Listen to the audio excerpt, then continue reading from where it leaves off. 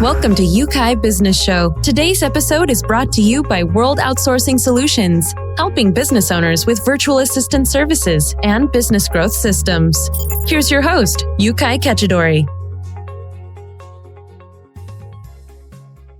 Hi guys, welcome back to another very special episode, and as usual, today we have a special guest, Nina Bandoni, a lady who has transformed herself or reinvented herself not too long ago, and I'll let Nina tell you more about that in a moment. But if you're joining us for the very first time, I encourage you to join us in our community so that if you've got any questions, somebody is there to answer you.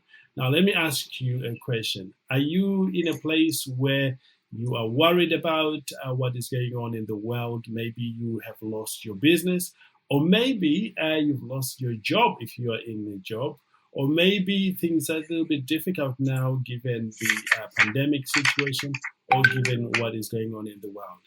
If you've been wondering how can you reinvent yourself, or how can you do things slightly different, well, then worry no more, because my guest here today is going to share with you what she did, when that time came where she had to reinvent herself, and now is doing extremely well. Nina, thank you so much for joining us here on the show today.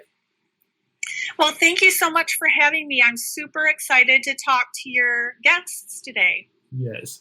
Nina, I love your story that, when you discovered that certain phases of your life were coming to an end, and you were rediscovering some of the things, some of the greatness that were laying dormant in you, and now you're doing outstanding, helping other people. Talk to us about your stories, maybe starting with that special day when you discovered that your daughter was becoming independent. That's right. So I was a corporate woman for 22 years, and kind of in middle age, I had my daughter.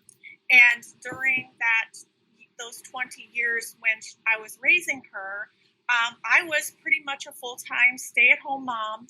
I had started a consultancy which allowed me to work from home, and it was a professional position. It had a lot of great elements to it, but one of the best benefits of it was that it did allow me to be home with my daughter.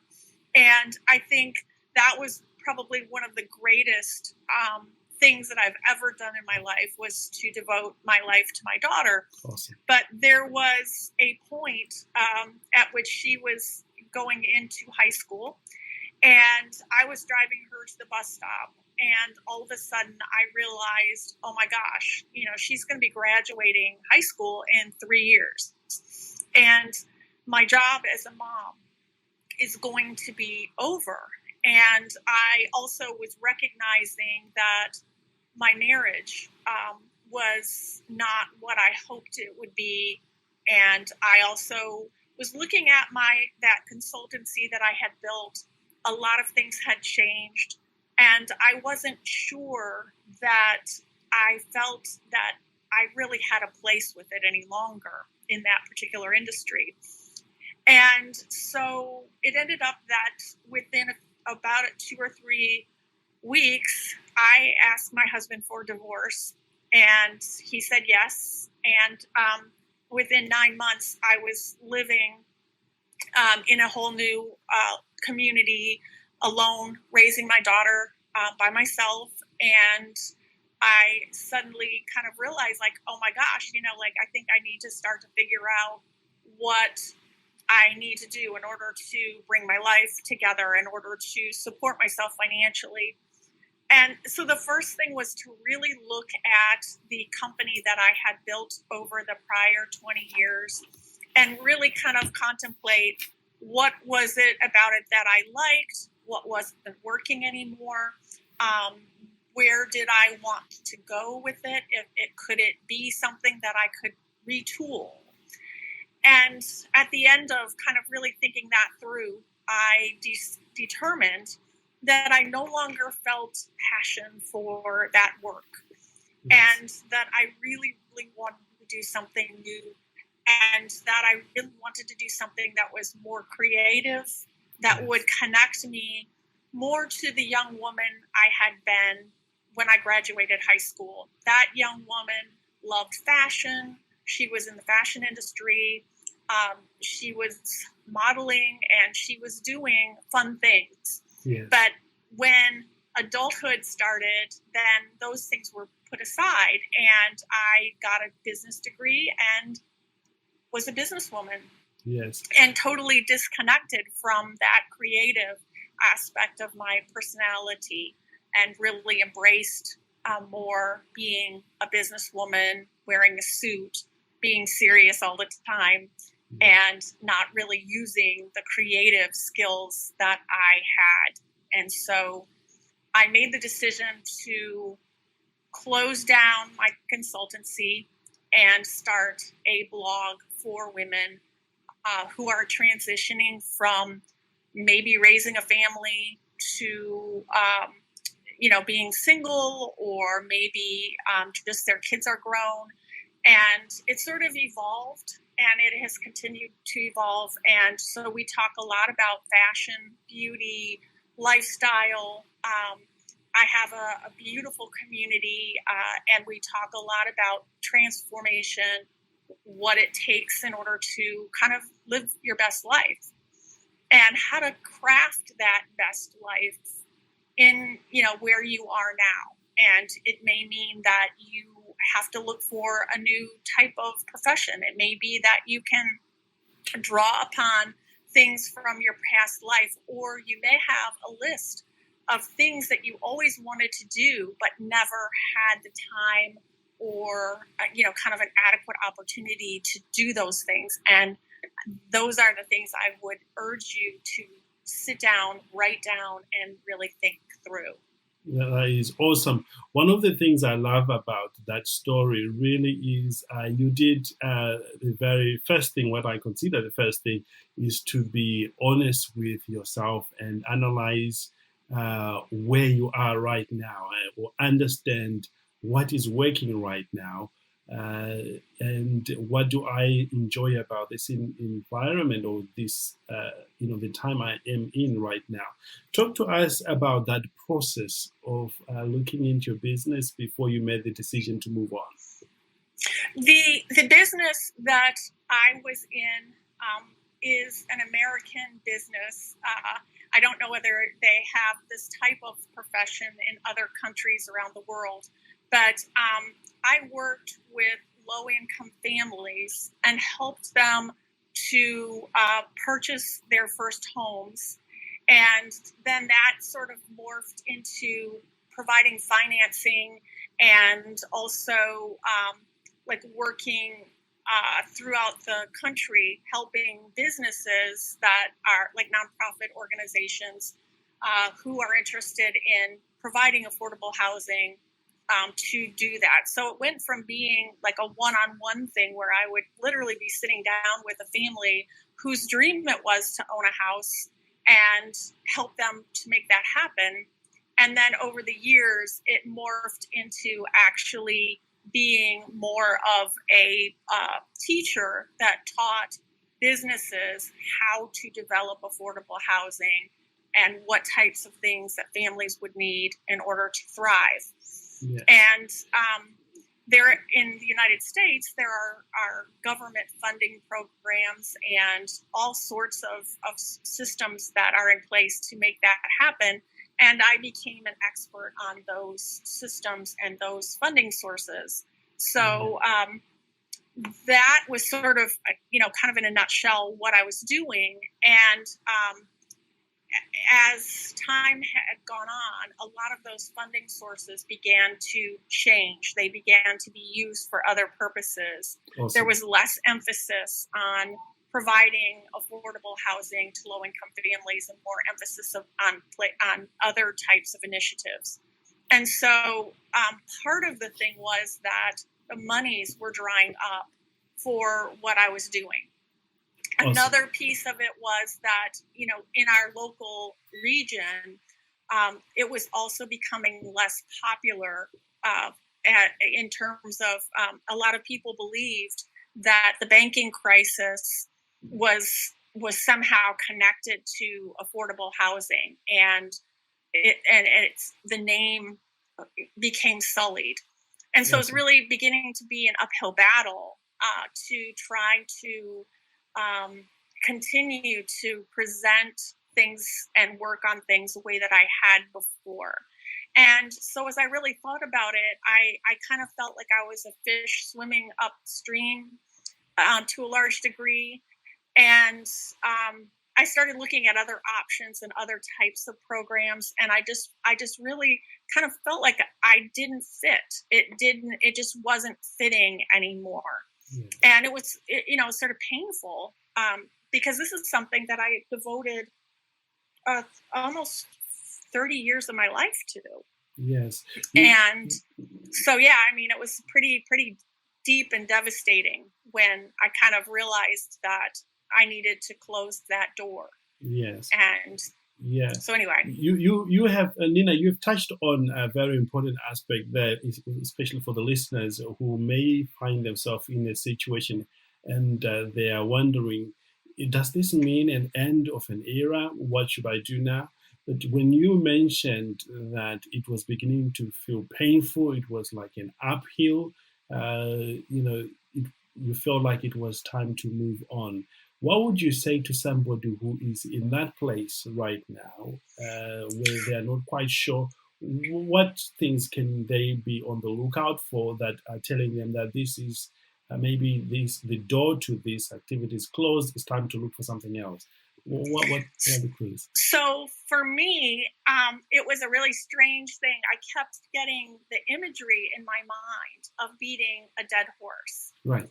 And I know that sounds kind of not very pleasant, but I just kept thinking, like between my marriage and my professional life, that I was just continuously, trying to get something that wasn't working up and running again. Mm-hmm. And so one of the things that I had to do was just step back. Mm-hmm. And then I kind of met with other people in the industry and talked with them a little bit about what they were seeing, to see whether or not it was just me that was experiencing this or whether others were feeling that things were changing. And I was watching as other people were making choices to move laterally in the industry. And then I would try that on. I would think, well, how would I feel like if I switched over and worked for the Veterans Association? Or what would it feel like if I went to work for a for-profit organization? Or what would it be like if I went to work for a bank and did the same type of thing I'm doing, but just for a bank or some other entity? So I tried those kinds of lateral ideas for a while. And I have actually done that successfully in the past. There was a savings and loan crisis in the 80s, and I was doing income property lending, and that was a business that had essentially closed down for a couple of years. And it did resurge itself, but I began to think laterally, like what other positions in the bank would I choose? What other things could I do with this skill set that I have? Are there other names that could be, or other businesses that would use these kinds of skills?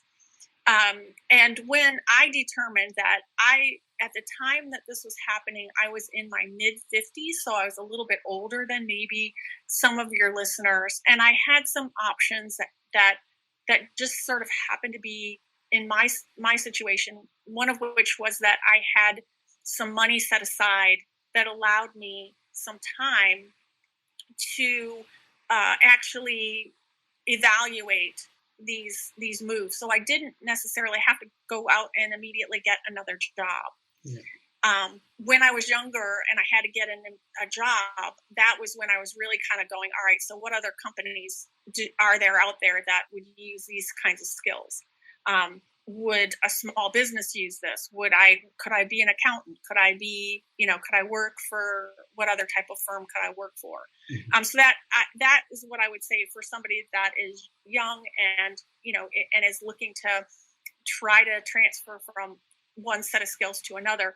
But my situation was different in that I did have money to kind of take some time, and I could support myself pretty comfortably and start to think through a different set of options. And those were, okay, so here I am. And I know that I'm really good at this area here. And I also love this other work over here. How can I marry those two together? Or what could I, could I try? Could I experiment a little bit? And I had the luxury of experimenting. And that's when I decided to start the blog sharingajourney.com, which, by the name, it was sharing that journey of my trying to find myself and figure myself out. Yeah. And then it sort of morphed from there to do other things. Like my daughter was at home, and I had a whole section that talked about my almost empty nest and dealing with my daughter who was getting ready to leave home and helping her to do those things. And then also the fashion, which has become surprisingly the most important, or not important, I wouldn't say important, but the most desired part, which has surprised me because I've always been more intellectual, a person than a person who thinks about her appearance that much. But it's been fun. Yes, I've had a look at some of your work on Instagram. Absolutely brilliant. And for those who are listening and you want to be inspired on fashion, just head over to Nina's Instagram. You'll be amazed at that. Now, one of the things I've been asked, during this time where people are looking at how can I transition to something new is at what point do you say enough of this? I'm definitely going to go this, in your opinion. Okay, that is one scary moment because I think what causes the most pain is when we are in between, when we have one foot in the old world and we're trying to hold on because that's what we know, that's what's familiar.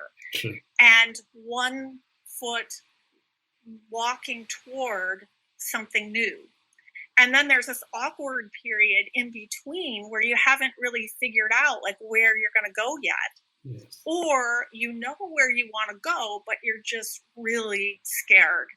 Yes. And that is a really important moment because that's where you have to make a simple decision. I am going to do this. Yes. And then start walking, start taking steps and steps.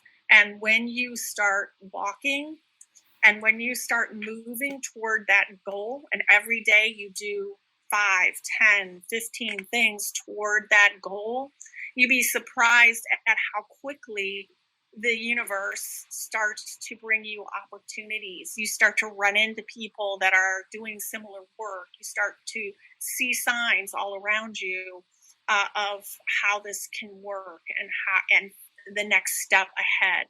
And before you know it, you're doing it. So if you're in that transitional moment, the faith, I think, and the trust that you're going to be okay. And you can still shift gears. And even if you say, like, for example, years ago, before I started the consultancy, we thought about buying houses, fixing them up and selling them. It's called flipping houses here in the United States. Yes. And so we took all of these courses and did all this stuff.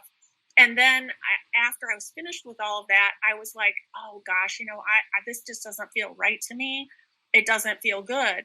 And my husband at the time was angry. He said, we spent all this money on these courses and everything, and now you don't want to do it.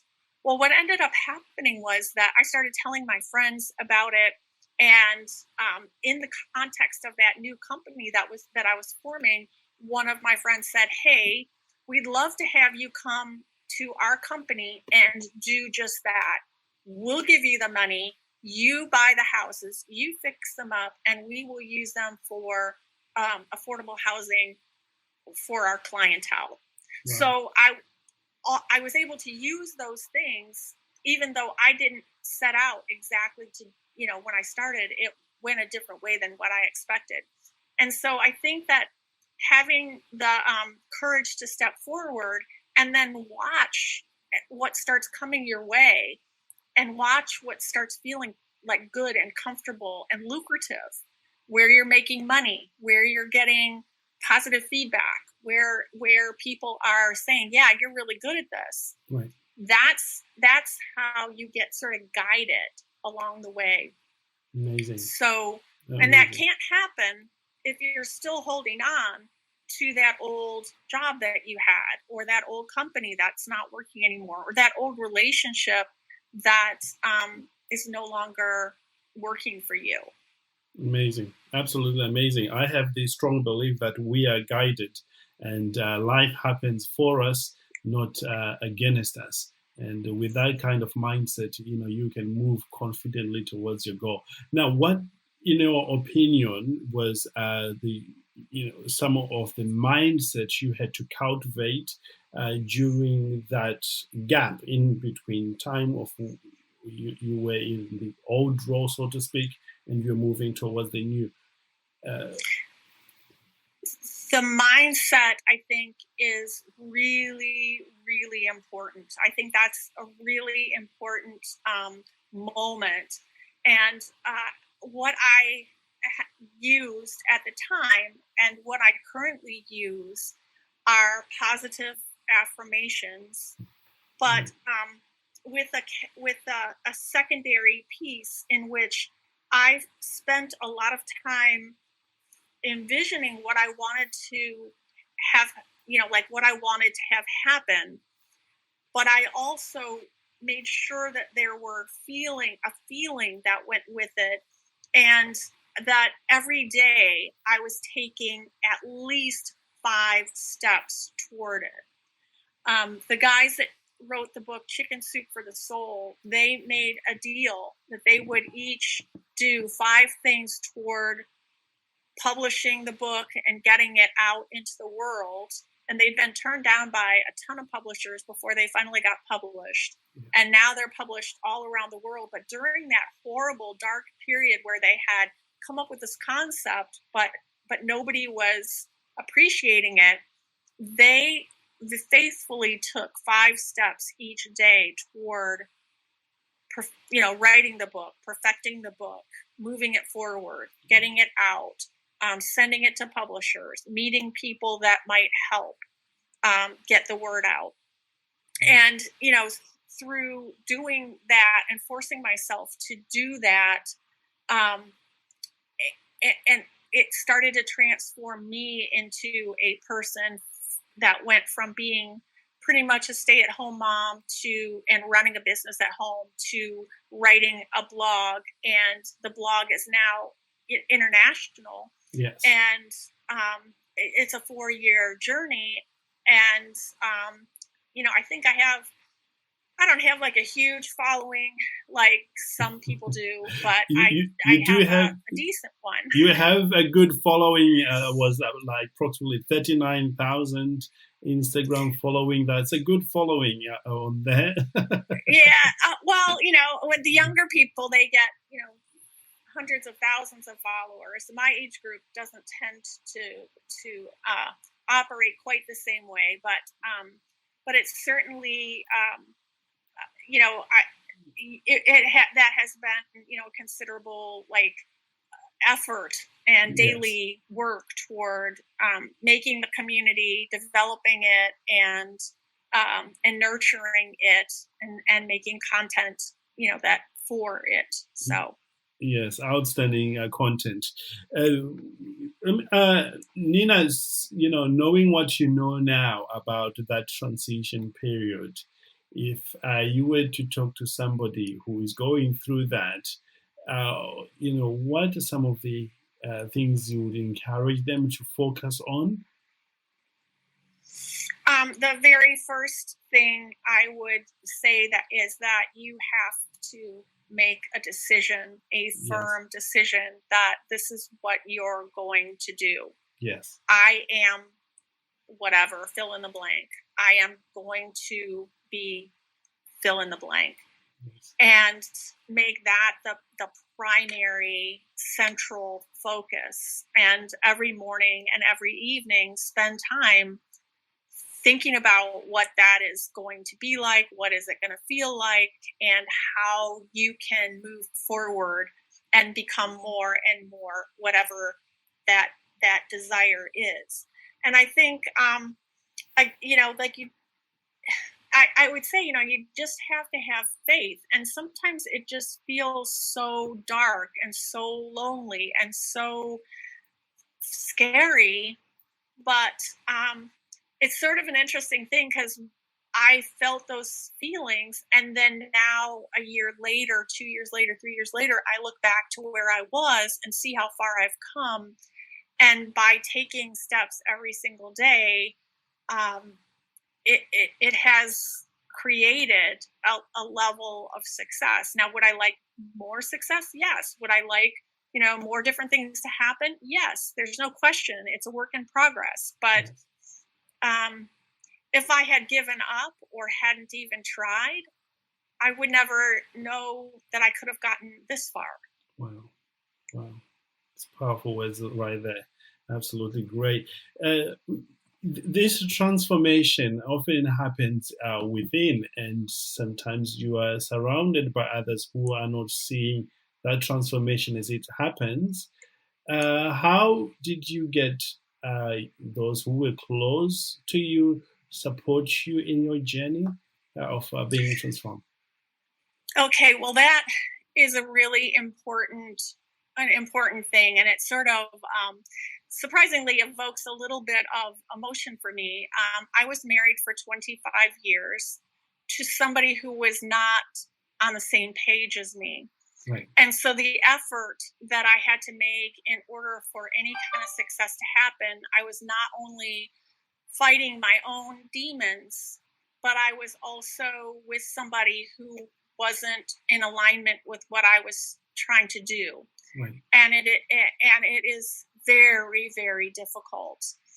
And I also had a lot of female friends who I call frenemies.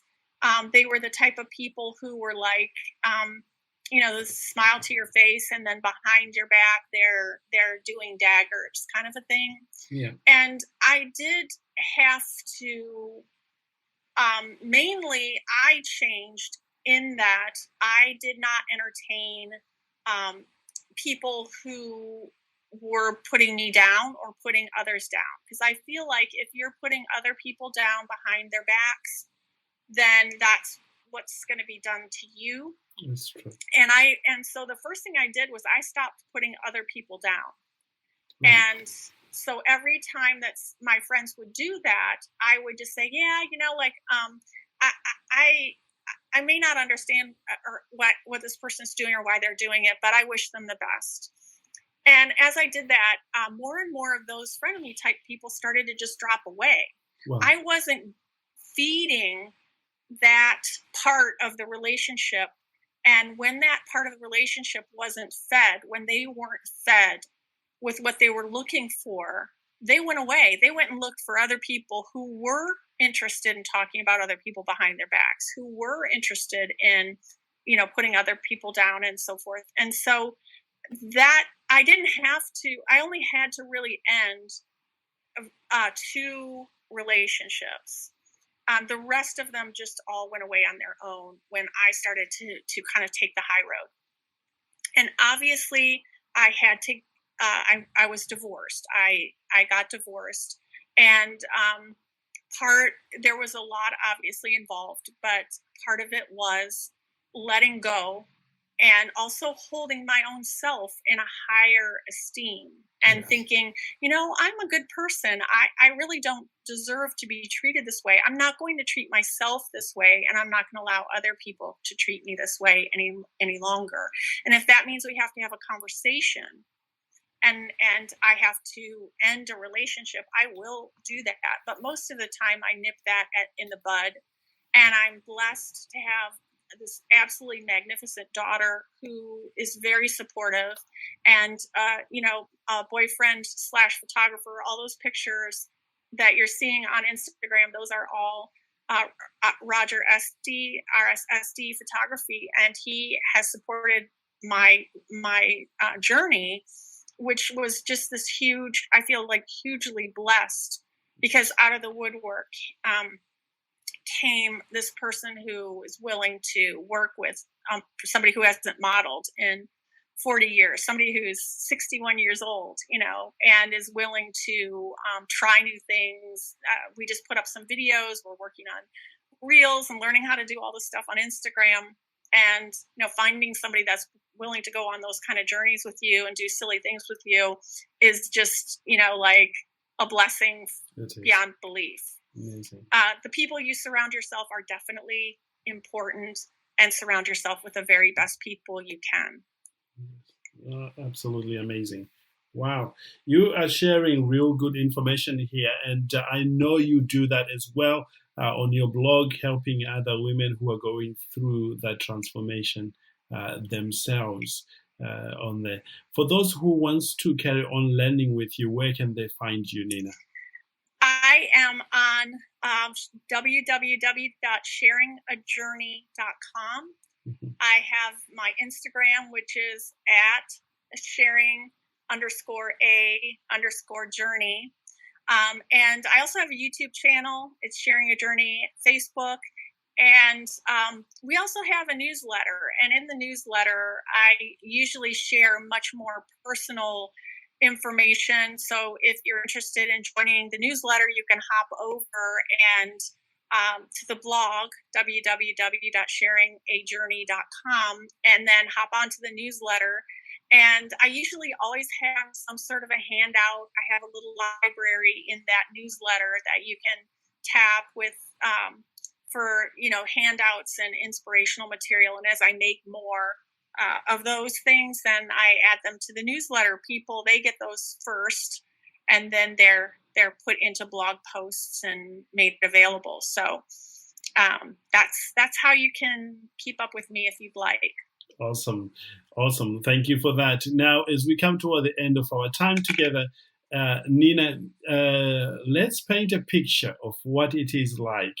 Now that you've gone through that transition, you are on the other side. What is life really like? So, because we're in COVID world, I'm home most of the time. But I have to say that that I call it like a peaceful, very contented lifestyle. I'm very comfortable with the blog and the community and what I've built so far, but I'm also super excited about the future and creating more and building more. And I think that it's definitely something that whatever your dream is, to work on it, to keep pushing toward it, to keep experimenting and keep growing. And don't be afraid to make a mistake here and there. I certainly have, but it's definitely worth it. Amazing. I think of the time when I had to make some changes, and I made those changes. At the end of it, like you, I felt at peace. I felt joyful. Is something that money cannot buy. That pain which was there initially was gone. Of course, there are new pains that you meet because it's a new environment or it's a new challenge. But the pain of holding on to something that is gone is way, way painful than the pain of learning something new. So I'm glad to hear that that's your experience. And if you are listening and you are thinking, is this time to change? Yes, it is time to change. Just go with it. At the end of it, you will be amazed at the level of peace that you experience. And it is from that place of peace that you become creative, you contribute more, and really you enjoy life, which is what life is meant to be. Right, Nina? That is so true. Yes. That is so true. Yeah. Well, we have come to the end of our time here together. And as always, if you've got any questions, head over to the community. Ask any questions that you may have. My team or myself will be able to help you out with that. As we always say, don't do this life alone. Hook up with some people who are on the same journey as you. And we are blessed to have Nina helping us see the other side of transition. If you were looking to reinvent yourself. Nina, once again, thank you for being on the show here with me. Well, thank you so much for having me. And we want to wish you success in your next endeavor, and especially, with what you're doing with helping ladies there. Thank you. Yes. There you have it, guys. And we appreciate you coming back and interacting with everyone here. And we want to wish you all the success. Remember, I believe in you and I believe in your goals. Talk to you very, very soon, and goodbye for now. Thank you for listening to Yeukai Business Show. We will be back to bring you more episodes with success stories and advice straight from the experts. Want more? Check out www.yeukaibusinessshow.com. Get your free trial of our virtual assistant service today. Just visit www.worldoutsourcingsolutions.com. Quote WOS18 or send us an email at support@worldoutsourcingsolutions.com.